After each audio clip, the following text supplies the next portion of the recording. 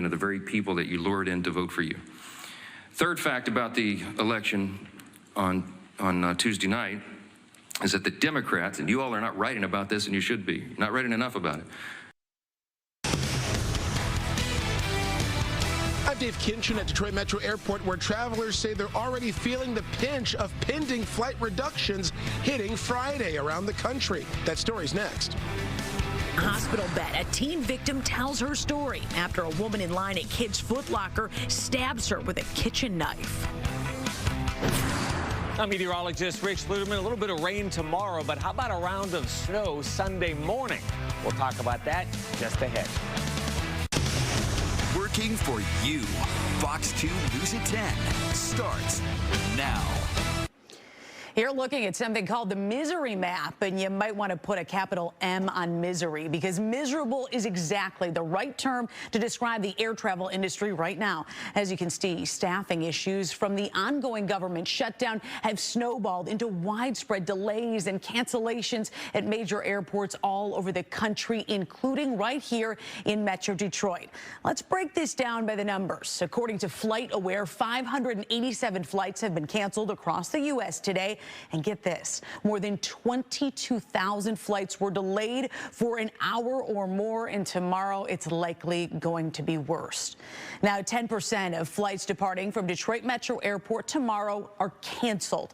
Some airlines, like United and Delta, have already sent out notices for those flights. DTW is among 40 total airlines who will face the same 10% flight reduction as air traffic control faces critical employee shortages. And tonight, Forbes is reporting we'll also see a mass exodus of air traffic control workers when they mark another payday with no pay as the federal government shutdown approaches day 38. Thank you for joining us. For Fox 2 News at 10, I'm Jessica Dupnack. Millions of Americans planning to take to the skies tomorrow might need to find a backup plan, and the stress and confusion are taking their toll on would-be travelers all over the country, including right here at home. Fox 2's Dave Kinchin is reporting live from Detroit Metro Airport in Romulus tonight. And Dave, when you break down those numbers and then you put real people behind those numbers, it's just a lot of chaos out there the next couple days. Yeah, Jessica, no doubt about it. You know, you can see how quiet it is behind me right now. That could be a sign of the quiet before the storm. Hopefully not, but a lot of people really on edge around the country. Here in Detroit, there's no exception. There are a lot of people are doing a couple of things. What are they doing? They're packing extra clothes, and they're constantly monitoring all of the flight changes depending on where they're going. We'll go to video right now, give you a feel of the vibe for the day, because we've had Fox 2 crews here at Detroit Metro Airport really all day, and talking with passengers and doing a pulse check, as we like to say, not just on the pulse, but really anywhere you can take a pulse check. And what we found is that a lot of people are trying to get in town or out of town ahead of major airlines canceling tons of those flights that we've been talking about, all due to the federal government's order to reduce traffic at the nation's busiest airports beginning tomorrow, all because of the ongoing government shutdown. That shutdown creating a significant shortage of air traffic control staff. As of Friday, about 500 Friday flights were scrapped across the country as of today, as ground stops pile up in New York and Dallas. Here's how travelers are dealing with it all, including this group heading to New York for a girls' weekend. Crazy, just unbelievably crazy. And we're coming back Sunday, so let's pray we get back into Detroit. Where are you flying back from? Like what airport? LaGuardia. So they got a ground stop there now. Do you worry about that down the road? We're going to have positive attitude. We're going to New York. Come on, New York City. We're going to have girls' time. Yeah. Today's showing up. It's just crazy. We just, hope everything can just get back to normal here pretty soon. This is enough of all this. I'm hoping we get out. We already were delayed twice today, so hopefully we checked our bags, so hopefully we can get out, and then if we get stuck in Florida, we'll be good there.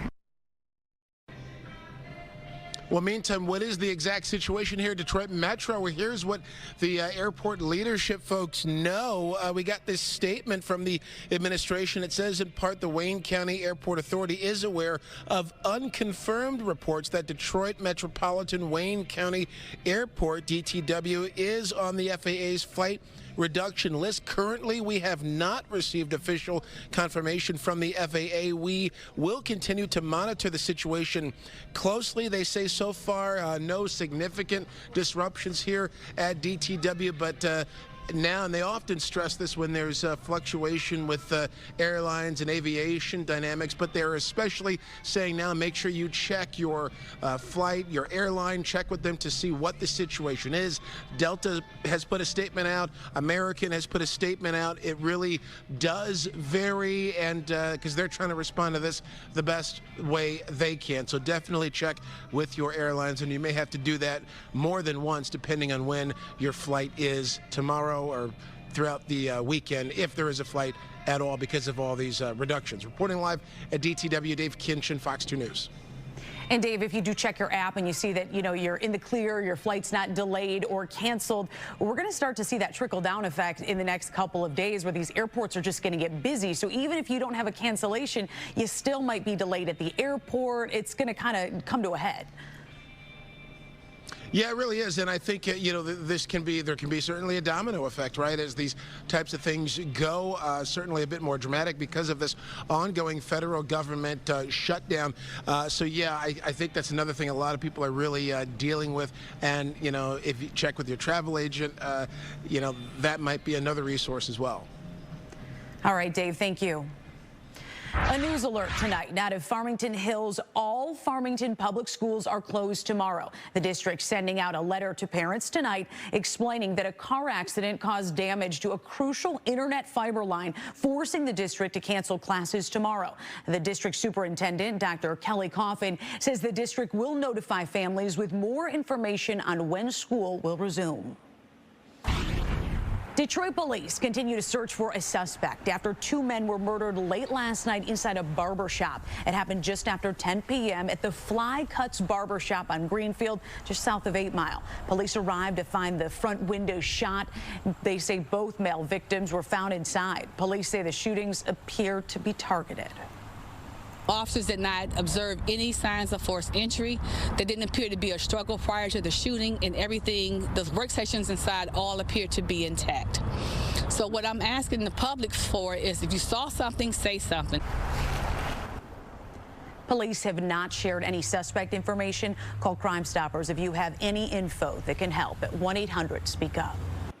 A sneaker store turned crime scene. Between the Nikes and New Balance, a teen is stabbed by a very angry woman in line whose card was declined. She's talking with Fox 2 from her hospital bed.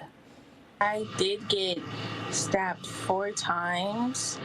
I have a punctured lung right now. In the hospital for who knows how long, and all for what? Sanaya Jenkins stabbed at Kids Footlocker. I think it was unfair to me to get stabbed. Sanaya tells us she was walking by the sneaker store at Southland Mall in Taylor Wednesday and heard yelling at their register. Inside, a 40-year-old woman's credit card was declined. Sanaya says she looked in, then the woman snapped at her. As the argument got verbal, she put her hand in her purse and proceeded to tell me she was going to shoot me. Instead, pulling out a kitchen knife and stabbing Sanaya twice in the neck, once in the stomach and thigh. I did not see or even know I was stabbed until after the physical altercation. Police sources say a comment about the suspect being broke spurred the whole thing, but Sanaya says it wasn't her. I am going to press charges, but it also saddens me in a way because I don't want her to be taken away from her kids. I truly don't. The suspect, that 40-year-old woman, was arrested at the mall. We're told she had her kids with her, too. Charges are expected. And that's not the only argument that turned violent in Michigan that's making headlines tonight. Check out this intense scene at a Saginaw area McDonald's. That's what you can have. Catch that hot ass. That woman throwing hot coffee on an employee is now wanted by police. She was outraged that her breakfast order was canceled because McDonald's had closed breakfast for the day. The suspect is apparently so well known in that area that within an hour of police posting the video, they received more than 100 tips. She's identified but not yet in custody. The worker suffered minor burns. Police are recommending the suspect be charged with felonious assault. Turning to the weather, get ready for a dip in temperatures and our first chance, yes, of snow. Weather Authority Rich Luterman gives us a preview. Hey, Rich.